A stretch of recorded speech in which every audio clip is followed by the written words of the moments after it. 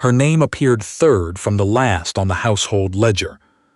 After the Flemish writing desk, after the pair of brass candlesticks in the front parlor, and just before the 12 volumes of Blackstone's commentaries that no one in the house had ever opened.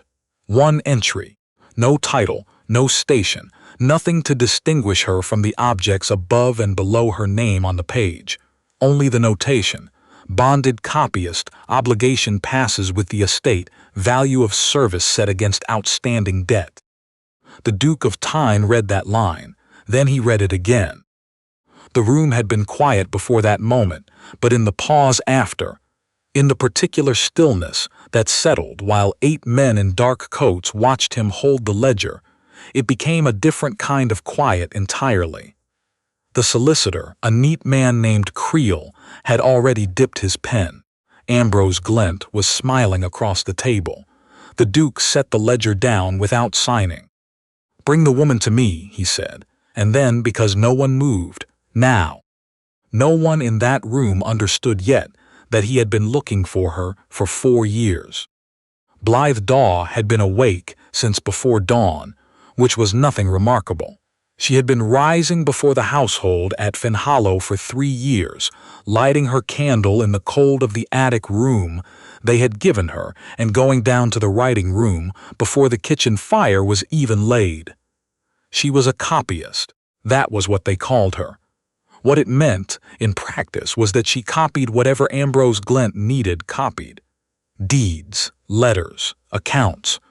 And she did it in silence and with precision. And she did not ask questions about what she was copying, because in the first month she had learned very clearly what happened to women who asked questions at Fenhollow. She had learned it from the housekeeper, Mrs. Nettie Price, who had worked the house since before Blythe's father was alive, and who had taken one look at Blythe on the evening she arrived. Thin 17, carrying a writing box that was older than she was, and had said nothing beyond pointing her to the attic. But in 3 years, Mrs. Price had also slipped an extra candle under the attic door on the nights when Blythe was still working past midnight. She had never explained the gesture. She had never needed to. Fenhollow had been her father's house. Blythe had not told anyone that. It was the kind of knowledge you kept tucked close when you were alone and had nothing else, because if she said it aloud and no one believed her, she would have nothing left at all. Her father had been Lord Daw of Fenhollow.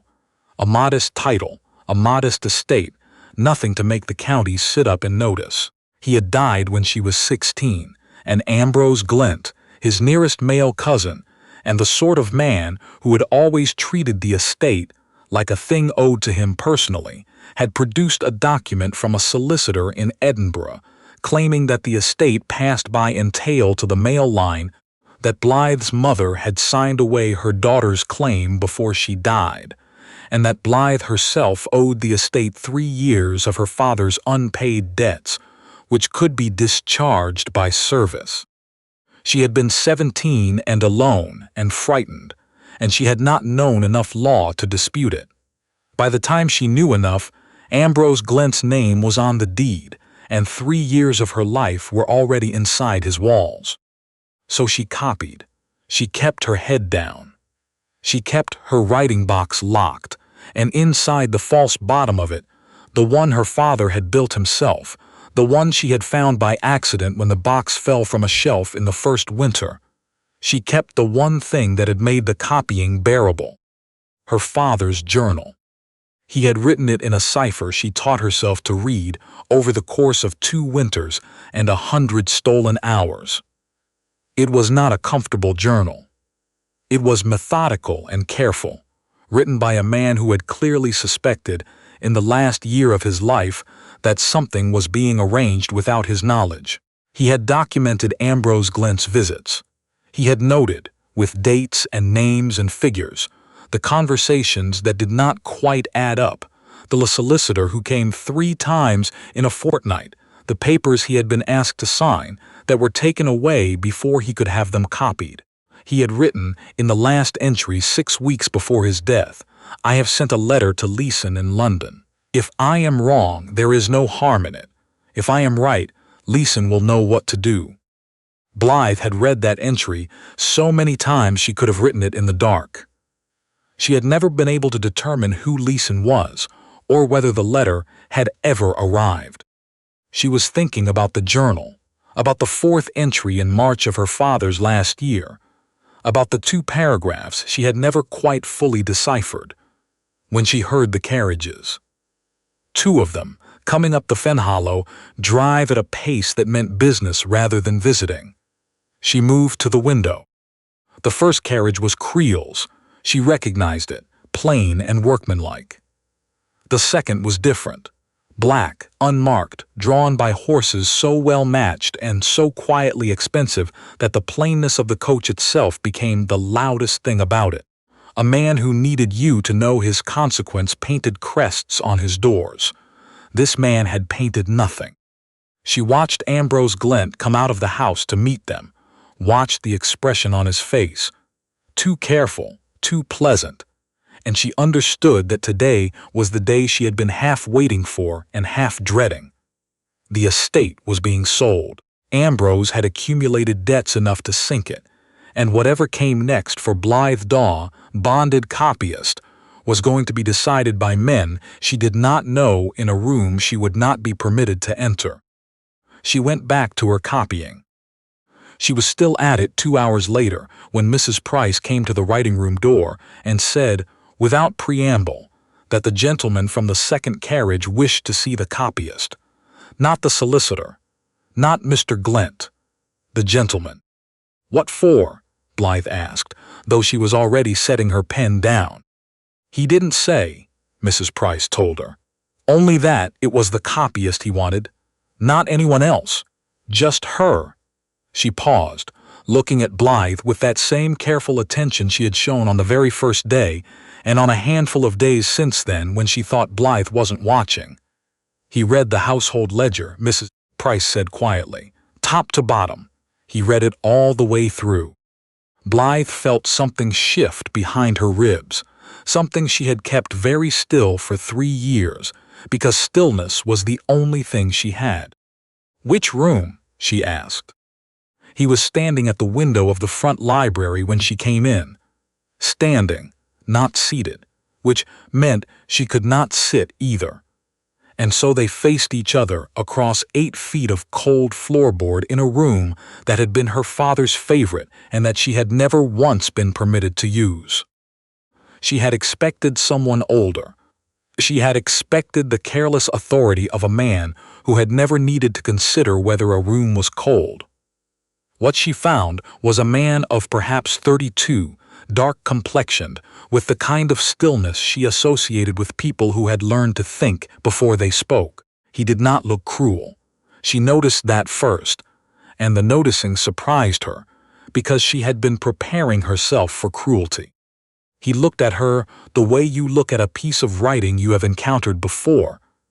Not familiar exactly, but something in the character of it tugging at a memory. You are the copyist, he said. Yes, Your Grace. How long have you been in this house? 3 years. He was quiet for a moment. Then, your name in the ledger. It says bonded, copyist, obligation to transfer with the estate. He said it flatly, without inflection, which was somehow worse than if he had said it with outrage. Who wrote you into that ledger? Mr. Glent's solicitor, I believe, when the estate accounts were first drawn up. Was it done with your consent? The question stopped her. In 3 years, no one had asked it. Not the magistrate's man who had come in the first year, not Creel, who had been through the ledger a dozen times, not anyone. No, she said, Your Grace. I see. He turned back to the window briefly. Outside, she could hear Ambrose Glent's voice carrying from the direction of the stables, smooth, performing. Are you educated? The Duke asked without turning. My father taught me. In what? Letters, numbers, French, a little, law, somewhat. Law, he repeated and turned around. What do you know of entailment? It was such a specific question, delivered with such precision, that Blythe felt her breath catch, not because it frightened her, but because it was the exact question she had spent 3 years wishing someone, anyone, would ask. "I know," she said carefully, "that an entail can be contested if the original instrument was improperly witnessed. And I know that a woman's right to her father's estate cannot be signed away by her mother without the daughter's own signature and the counter-signature of a neutral party before a justice of the peace, both of which are required by law and neither of which appear in any of the documents I have been asked to copy in this house." The Duke was very still. "You've been copying documents," he said, "for 3 years. And reading them." "I'm a copyist. Reading is how copying works." Something moved across his face, not quite a smile, but the shape that precedes one. He crossed to the writing desk and drew a sheet of paper from the portfolio he carried, and he set it on the desk between them. "Write your own name," he said. "Nothing else, as you would sign it." She looked at him. Then she wrote, "Blythe Honora Doy." In the same hand she had used since she was 8, the hand her father had taught her, slanted and deliberate with the particular loop on the capital D that she had never been able to smooth out and had long ago stopped trying to. The Duke picked up the paper. He held it beside the household ledger lying open on the table. He held them there for a long moment, looking between the two. "The original entries in this ledger," he said quietly, "the ones from before Mr. Glent took possession, they're in your hand." "They're in my father's hand," Blythe said. "He taught me to write from his own style. We wrote the same way. You're Lord Dawes' daughter." It was not a question. She held herself very still. "Yes," she said, "Your Grace." He set both papers down and turned away for a moment, hands braced on the desk, looking at nothing in particular. She had the impression of a man rearranging something in his mind. Not surprised, exactly, but confirming, a thing he had long suspected being handed its shape at last. "I received a letter 4 years ago," he said finally. "It was addressed to a man named Leeson, who had previously worked as my father's solicitor, and who died 2 years before the letter arrived, and whose affairs consequently passed through my office. The letter was from a Lord Daw of Fenhollow. By the time I opened it and understood what it said, the estate had already transferred, and the daughter I was meant to look for was listed in the parish record as deceased." He paused. "Children do not rise from parish records." Blythe sat down. She had not intended to. Her legs simply chose that moment to stop working. "He wrote to you," she said. "He wrote to Leeson. He had reason to believe his cousin was arranging to take the estate fraudulently, and he wanted someone with legal authority to have the documentation." The Duke's voice was very level. His letter contained a partial account of what he had observed and an instruction. If he died before reaching London himself, the full evidence would be found at Fenhollow in his daughter's keeping. He said she would know where. He said she would know how. Blythe's hands had started to shake, and she pressed them flat against her thighs and refused them the shaking. She had held her father's journal in the dark of her attic room on 300 nights and read his handwriting by candlelight and not cried. Because crying was a luxury she had decided long ago she could not afford. She was not going to cry now, in front of a duke, in her father's library. "He wrote it in cipher," she said. "The full account. I spent 2 winters learning to read it. I have it." "Where?" "In my writing box, in the attic, in the false bottom my father built." The Duke picked up his pen. He looked at the household ledger open before him, and he looked at Blythe's name written there, below the furniture and above the law books, and he dipped the pen without speaking, and in the quiet of that library he wrote something on the sheet of paper that bore her name. He folded it once. He placed it in his coat, over his breast. "Go and get the journal," he said. "Now, don't tell anyone where you're going. Don't stop." He met her eyes for the first time with something other than careful assessment, something she could not immediately name. It was not pity. It was something harder and more personal than pity. The look of a man who had been carrying a dead man's letter for 4 years and had arrived somewhere he was not certain he deserved to arrive. "I would very much like to finish what your father started." She went. The attic was cold. It was always cold.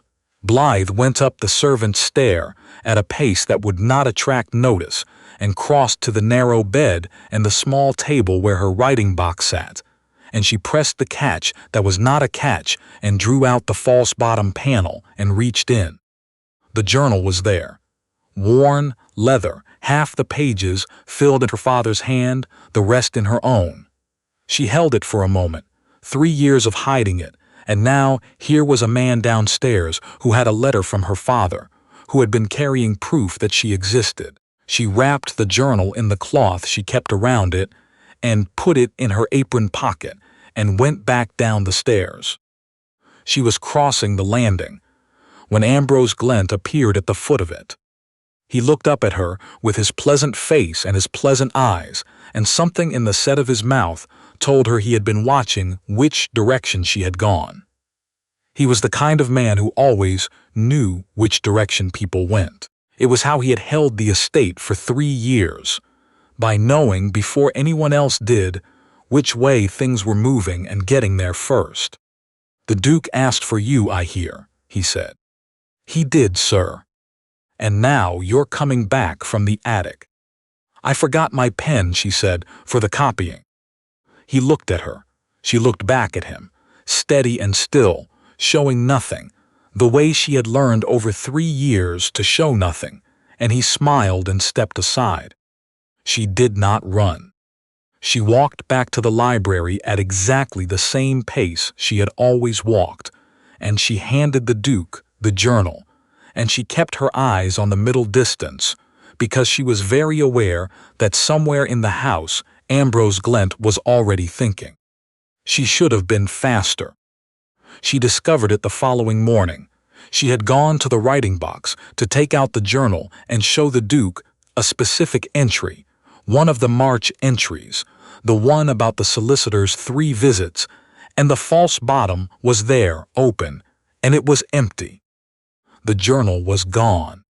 And outside, through the window, she could see Ambrose Glent's traveling bag being loaded onto the back of a hired coach. She did not weep.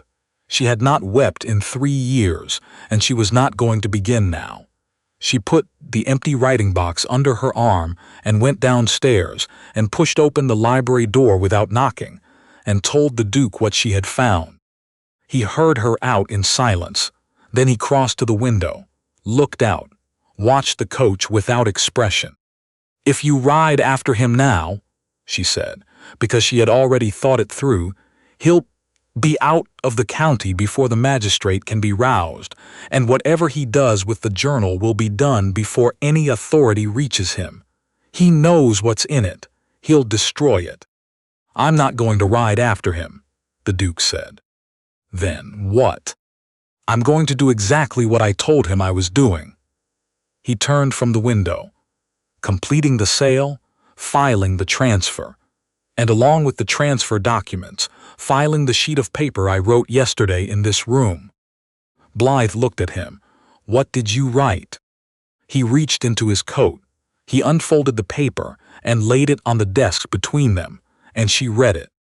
In his hand, clear, unambiguous, dated the previous afternoon and witnessed by his solicitor before the day's business had concluded, he had written, "The individual listed in the household ledger of Fenhollow as bonded copyist is not property and cannot be conveyed with any estate. She is taken herewith under the protection of the Duke of Tyne as a free subject, pending full examination at law of the circumstances of her documentation in said ledger. The transfer of Fenhollow proceeds. The transfer of any person does not." Below that, a date, a signature, 2 witnesses. "This was filed with Leeson's successor last night," the Duke said, "before the ledger was countersigned." before Glint understood what I had found, before your journal disappeared. He folded the paper back with care. The journal would have been proof of the fraud. It would have been the easier path. But it was not the only path, and Glint has made the mistake he always makes. What mistake? He ran, the Duke said. A guilty man runs. A man with a forged deed and a falsified death record runs. And, when he runs to the people he ran to, his solicitor, his connections in Edinburgh, he will find that every step he takes from this moment is being observed by my lawyers, who have been in correspondence with the magistrate since yesterday morning, and who have a copy of the protective filing, and who will be requiring, formally and in open court, a full accounting of the Fenhollow transfer instruments going back to the day Lord Daw died. He looked at her steadily. Glint took the journal to destroy the evidence, but he moved too fast. He showed his hand before the filing could be disputed, which it cannot be now, because my document predates his move by 18 hours and is already on record. Blythe sat down again. This was becoming a habit in this library. The journal is still gone, she said. Yes. Without it, proving the fraud will be harder. Yes, he said again, but not impossible. A forged instrument has seams. A solicitor who signed 3 documents in a fortnight leaves a record in his own ledgers. A death record written in a hand that can be compared to other records from the same parish will show inconsistencies if a qualified clerk examines it. He paused. And Glint still has your father's letter. The original, which he cannot produce in court, because the letter describes exactly what he did and who he paid to do it, and which, if it surfaces anywhere in any form, confirms the account your father intended Leeson to verify. He cannot destroy everything, Miss Daw. He can only run, and running, as I said, is a guilty man's answer. Innocent men do not flee on the morning of a sale. She was quiet for a moment. Then, he'll claim the journal was taken by a scheming servant girl trying to make a claim on the estate. Of course he will.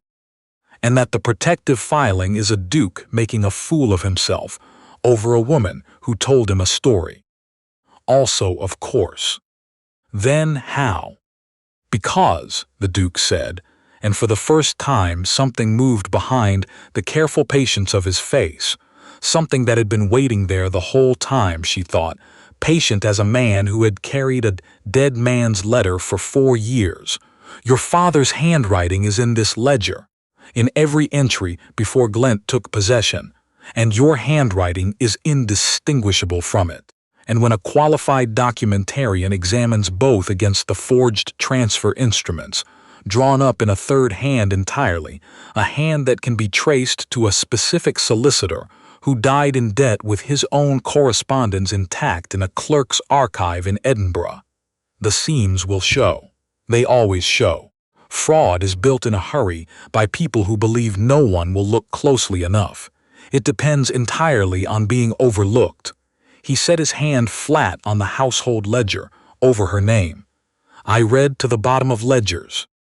The court case took 7 months, 2 trips to Edinburgh, 1 appearance before a panel of 3 justices, and the testimony of a retired clerk from a dissolved solicitor's firm who had kept every letter ever sent to his employer in a wooden crate in his cellar because he did not believe in throwing correspondence away. The crate contained 11 letters from Ambrose Glint, spanning 14 years, detailing arrangements that no innocent man would have needed to make.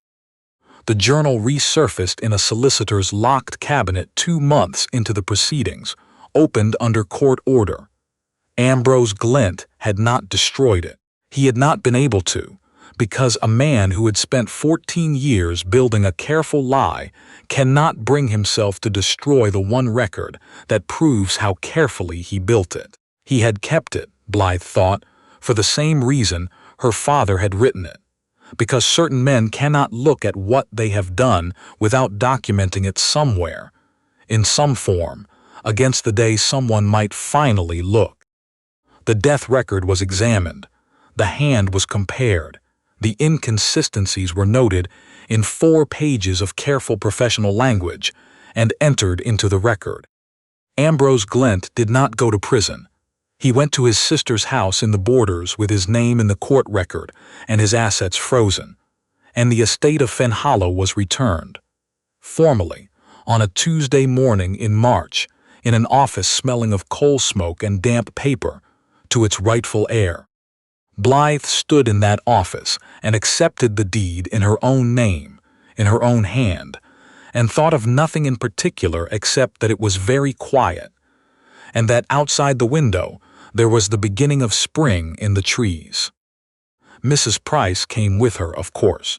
She had been at Fenhollow since before Blythe's father's father, and she announced on the morning the deed transferred that she supposed she had been waiting 40 years for someone to put the right name back on it, and that she intended to stay until her knees gave out entirely, and that the library needed airing, and would someone please open a window. Blythe opened the window herself. The Duke of Tyne came north in the summer, not on any pretense of business because they were past pretense by then, and they walked the grounds on a long evening, and he told her about the letter, about finding it in Leeson's papers 4 years ago, and reading it 3 times before he understood what it meant, and once more after that, because he could not quite believe it, and then setting out for Fenhollow only to find a parish record with her name on it, and no trace of a living girl anywhere in the county. "I thought I was 4 years too late," he said. "You were," Blythe told him, 4 years too late and right on time, which is not the same thing but amounts to it. He looked at her in a way she had been learning to look back at, steady and clear, without the habit of looking away that 3 years as a copyist had tried to teach her. Mrs. Price had told her that she held herself like a woman who had forgotten she was allowed to take up space and was slowly remembering. It had taken time. A person does not learn in a week that she was never nobody. They were married at Fenhollow in the autumn, in the small stone church, at the end of the lane, where her father's name was still in the parish roll, and where, after 7 months of proceedings, her own name had been entered beside his in the family column of the original register, living, in her own hand, with no one's permission required but her own. Mrs. Price wept into her good handkerchief, and said she had known from the very first night that the girl with the writing box was something more than she appeared, and that she had held her tongue because a woman who doesn't know what she's lost cannot grieve for it properly, and that now she could grieve and rejoice simultaneously, which at her age was exhausting but entirely worth it. "You told me nothing," Blythe said, "and there was no accusation in it." "I slipped you extra candles," Mrs. Price said, which was entirely true and which Blythe chose to accept as the apology it was. In the library, her father's library, her library now, the household ledger hung framed on the wall between the windows. She had wanted to burn it once. The Duke had asked her to keep it instead. She understood why, looking at it now. It was the worst thing anyone had ever written about her. Bonded copyist, passes with the estate, valued against outstanding debt. And it was the thing that had led him to her, and both of those were true at once. And keeping both truths on the same wall was a way of saying she did not intend to be afraid of either of them. On the writing desk below it sat the journal, her father's cipher, her translation, 14 years of a dead man's careful suspicion, cracked open by his daughter's patience across 2 winters and 300 attic nights. The court had returned it to her when the case concluded, hers by right as the party most directly described within it. She had read it through once more, all of it, the entries she had memorized and the ones she had only half understood, and then closed it and set it down. There was nothing in it she needed to know that she did not already know. It had kept her company long enough. What she kept on the desk and turned in her hands on quiet evenings was not the journal but the pen. The Duke's pen, the one he had used to write the single line, in that first afternoon, the line filed with the solicitor 18 hours before Ambrose Glent understood the game had changed. The Duke had meant to keep it himself. She had taken it quietly, the way she had once kept her writing box locked and her father's words hidden in the dark.